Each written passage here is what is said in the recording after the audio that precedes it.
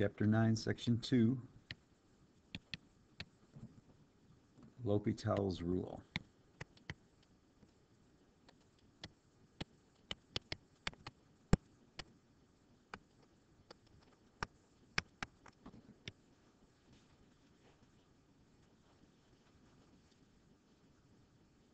Start with this example.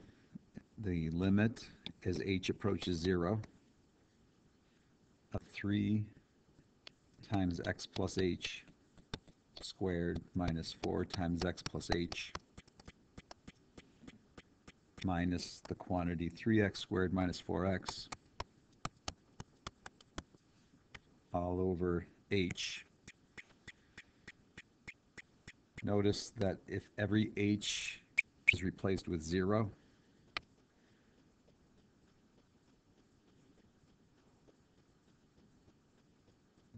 this would say this numerator, replacing every h with 0, the numerator would be 3x squared minus 4x minus the quantity 3x squared minus 4x. That's if every h here and here is replaced with 0. And if every h in the denominator is replaced with 0, this numerator is 0 and the denominator is 0. When we have that 0 over 0, we are allowed to use L'Hopital's rule to find this limit. And L'Hopital's rule, which says replace this numerator with its derivative. And listen closely, we're going to take the derivative of that with respect to h. If there are any other letters, you can pretend they are constants. That's only when using L'Hopital's rule. I see other letters here. I see x. Since down here I see an h, we differentiate with respect to h. All other letters can be treated as if they were constants. Bring down limit as h approaches 0. The derivative of what's in the green is 6 times x plus h to the first power times the derivative of what's inside here minus,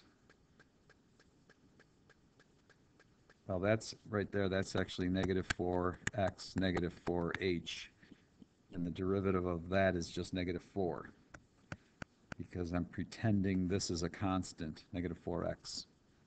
The derivative of negative 4h is negative 4. The derivative of negative 4x is 0.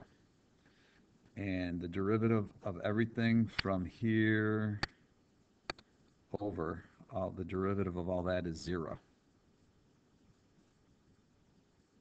All of that is a constant. The derivative of the denominator, we replace the denominator right here with its derivative with respect to h. The derivative of h with respect to h is 1. And now we get this new limit. This new limit is equal to the original. To find this, the limit of this as h approaches 0, we just replace h with 0. And that's the answer. All right, the next one is number 6. I'm looking at page 454, exercise 6. The limit as theta approaches pi over 2 of 1 minus sine theta over 1 plus cosine 2 theta. When theta is pi over 2, the numerator is 1 minus the sine of pi over 2. And when theta is pi over 2, the denominator is 1 plus the cosine of 2 pi over 2. The sine of pi over 2 is 1. 1 minus 1 is 0. The cosine of pi is negative 1. Cosine of pi is negative 1. 1 plus the cosine of pi is 0. 0 over 0 means L'Hopital's rule is allowed. limit as theta approaches pi over 2. We're going to kick this out,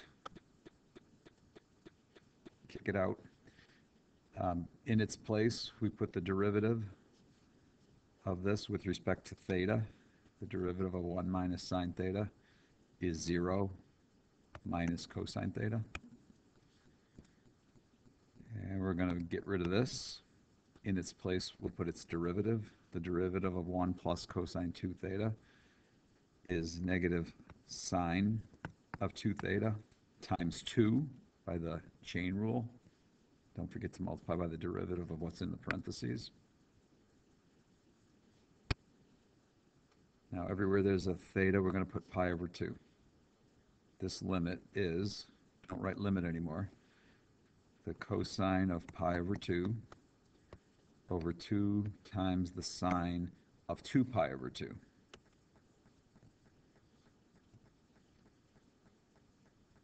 These negatives cancel. Negative divided by negative is positive. Well, this actually is 0 over 0 again. The cosine of pi over 2 is 0, and the sine of pi is 0. 0 times 2 is 0. That means we will apply L'Hopital's rule again.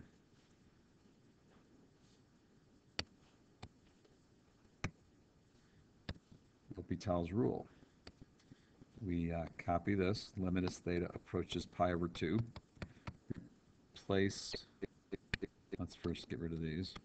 Replace cosine theta with its derivative. The derivative of cosine theta is negative sine theta. Replace the denominator with its derivative. The derivative of sine 2 theta is cosine 2 theta times 2. There's already a 2 there. That's how I got that 4. Chain rule, plus there was already a 2. Now let's replace theta with pi over 2. This limit is negative sine pi over 2 over 4 cosine 2 times pi over 2, which is just pi.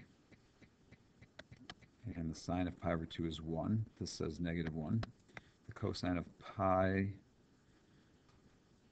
is negative 1.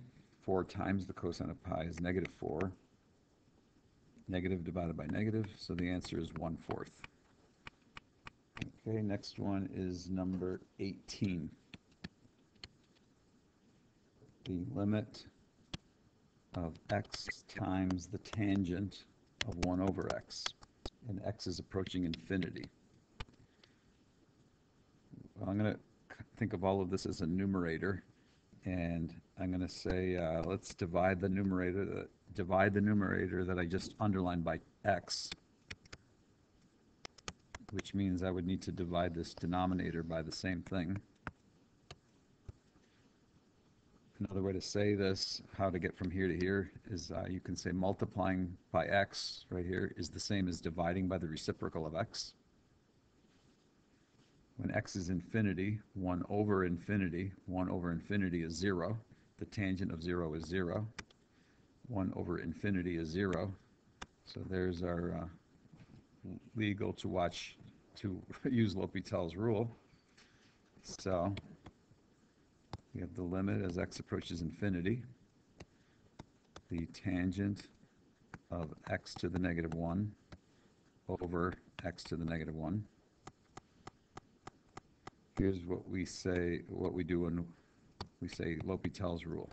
We say get rid of this and replace it with its derivative. The derivative of the tangent of something is secant squared, the same thing, times the derivative of this thing in the parentheses, which is negative 1x to the negative 2. We get rid of this denominator and replace it with its derivative, which is negative 1x to the negative 2. And now we have the limit as x approaches infinity. We just keep bringing that down, of secant squared 1 over x because of this. If x is infinity, 1 over that is 0. The secant of 0 is 1, and 1 squared is 1. That's the answer. Number 22.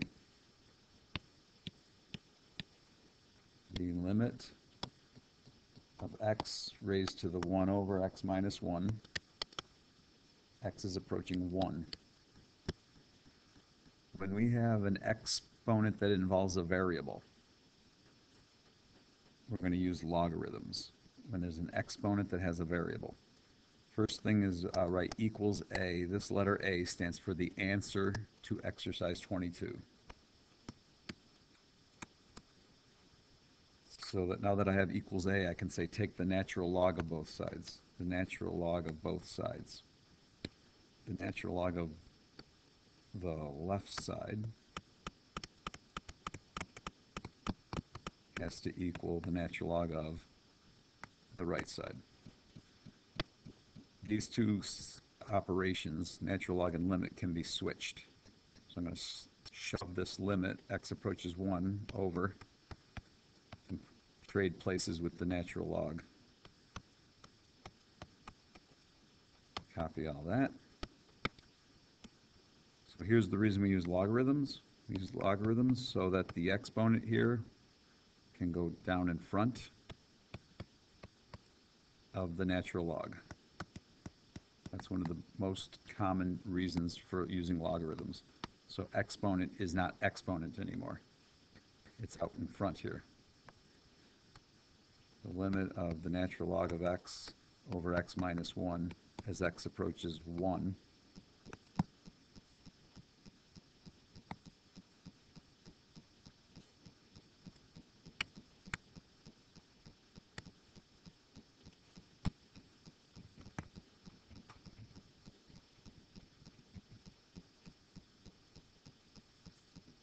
Well, the natural log of 1 is actually 0. And 1 minus 1 is also 0. 0 over 0. That means we are allowed to replace the natural log of x with its derivative, replace x minus 1 with its derivative. Don't forget to still have limit in front of that.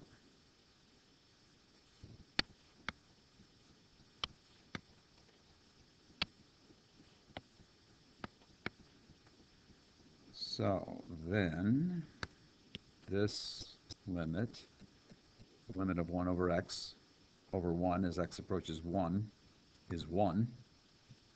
But that's not the answer. Keep bringing this down.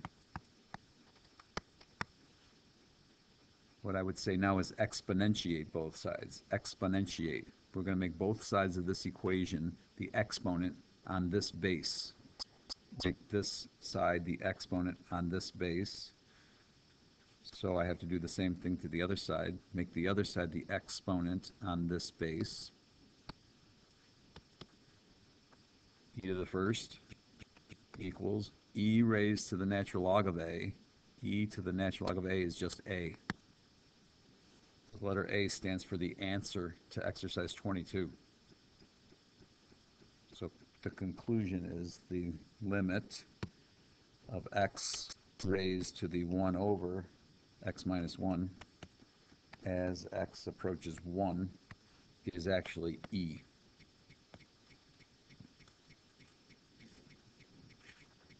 One more example for L'Hopital's rule number 52. The limit as x approaches 1 of the integral of dt over t from 1 to x over x squared, so that's x cubed minus 1. First we observe that when x is 1, that's where the x is, the upper limit of the integral. When x is 1, we'd have the integral from 1 to 1. The integral from 1 to 1 of whatever, doesn't matter what's here, is 0. And 1 cubed minus 1 is also 0. Numerator and denominator are both 0 when x is 1. I'm going to rewrite the question. The limit as x approaches 1 of the integral from 1 to x. Instead of dt over t, I'm going to write that as 1 over t dt. All right, we're allowed to use L'Hopital's rule. That means bring down limit as x approaches 1. We're going to replace this with its derivative. Do you know that the derivative of the antiderivative of 1 over t dt is just 1 over x? This is the fundamental theorem of calculus. The derivative of this antiderivative is just the integrand. But the t took a hike, and what's up here went in its place. We replace the denominator with its derivative, which is 3x squared. And now we can find the limit of this by replacing x with 1.